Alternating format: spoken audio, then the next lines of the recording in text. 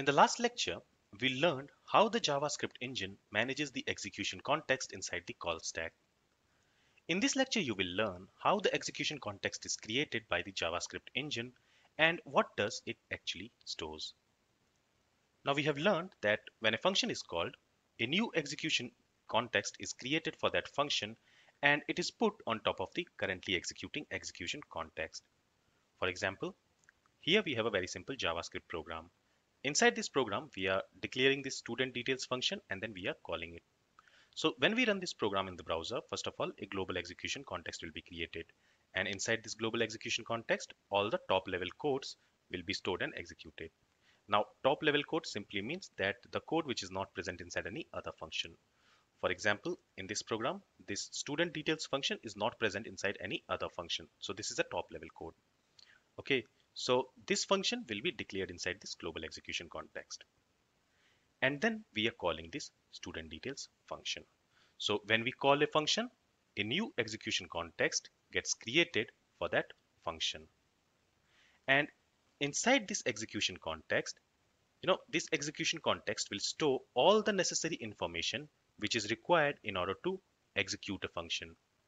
So this execution context is for this student details function. That means this execution context will store all the necessary informations like arguments which is passed to this function, also the variable declarations and function declarations. Okay, so all the informations which is required in order to execute this function, this execution context will store that. Now, JavaScript engine creates an execution context in two phases, creation phase and execution phase. Okay, so remember that any execution context which gets created by the JavaScript engine, it gets created in two phases, creation phase and execution phase. Creation phase is the phase in which JavaScript engine has called a function, but its execution has not yet started. So in the creation phase, JavaScript engine is in the compilation phase and it just scans over the function code in order to compile it. The code is not executed in the creation phase. Also, we can associate an execution context with an object. And this execution context object will have three main properties: variable object, scope chain, and the this variable. And all these three properties of the execution context are created during the creation phase. So in the creation phase, JavaScript engine performs these tasks. So first of all, it creates a variable object. Now in the last lecture, we learned that the execution context stores all the necessary information which is required in order to execute a function. For example, all the variable declarations and arguments which is passed to the function. These informations are actually stored inside the variable object of execution context. Okay, so variable object is a property of the execution context which contains all the variables, function arguments, and inner function declaration information. Okay, once the variable object gets created, the JavaScript engine also initializes the scope chain, which is a list of all the variable objects inside which the current function exists. This also includes the variable object of global execution context. And scope chain also contains the current function variable object.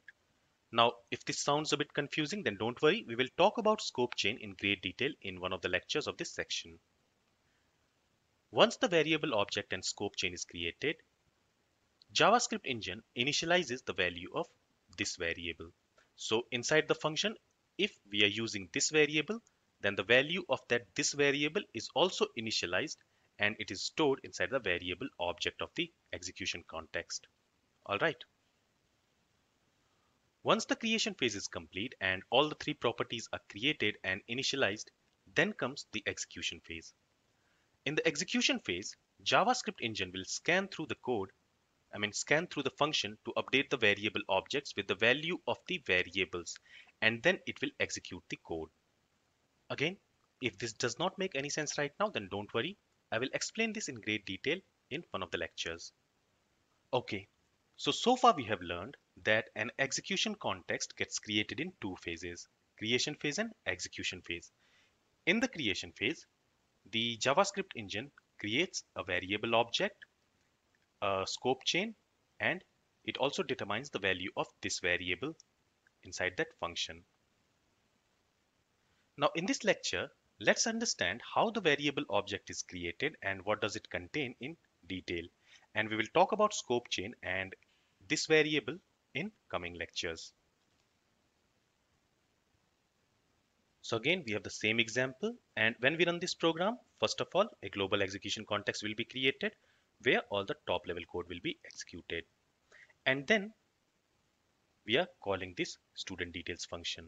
So when the student details function will be called, an execution context for this student details function will be created. Now, just after the student details function is called and before code execution of student details starts, JavaScript engine creates an execution context object for student details function. And this execution context object will look something like this. As you can see, this execution context object, which is created for this execution context, this student details execution context, it has three properties: this variable object property, scope chain property, and this variable. Okay, so during the creation phase, first a variable object will be created inside the execution context. And this variable object of this student details execution context can be represented like this, as you can see here. Now, this variable object is a property of the execution context of student details function. And we learned that the variable object contains all the information related to the function, right? So if we want to represent this variable object as an object, it will look something like this. So you can see this variable object has this argument object property, and it is this argument object property inside which all the arguments which we pass to the function gets stored. So to this student details function, we are passing student ID and name, and it is stored here inside this argument object property. Then for each variable declaration, we also have properties inside this variable object. So for this variable university, a property will be created on this variable object called as university, and it will be initialized with this value uninitialized. Similarly, this campus is also declared inside this student details function. So again, for this variable also, a property will be created on this variable object, and this is also initialized with the value uninitialized. So basically, for each variable in the function, JavaScript engine will create a property on the variable object, and it will initialize it with undefined if the variable is created using var keyword. Otherwise, if the variable is created using let or const, the property will be assigned with value uninitialized. Okay, so since this university and campus is declared using this const variable, that's why this property which is created on this variable object for this university and campus, they are set with the value uninitialized. If we create any variable or declare any variable using var keyword, then again for that variable also a property will be created inside this variable object, and that property will be assigned with the value undefined because that variable has been created using var keyword. So remember this point in mind.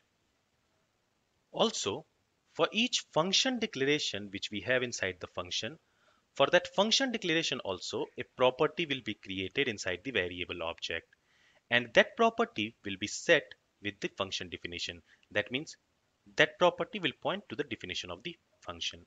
Here you can see we have this print details function which is declared inside this student details function. So inside the variable object, a property with the name print detail will be created, and that property will be assigned with the definition of that function. That means this definition. Okay, so that property which is created for the function declaration, it will point to the definition of that function.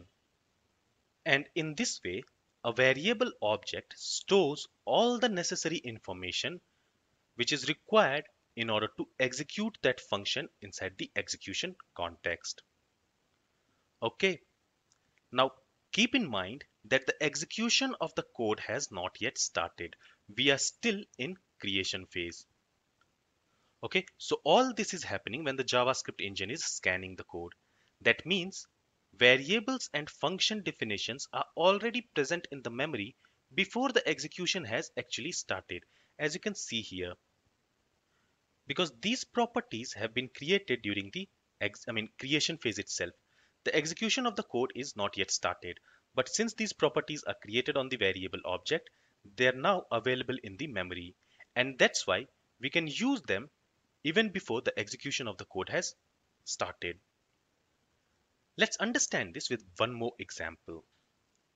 So here I have again this student details function, and I have modified this function a little bit. Okay, so inside this function we have three variables, and this university variable is declared using let keyword, campus variable is declared using const keyword, and semester variable is declared using var keyword. Then we have a function declaration called print details, and then we also have two function expression. The first function expression, we are assigning an anonymous function to a greet variable which is declared using var keyword.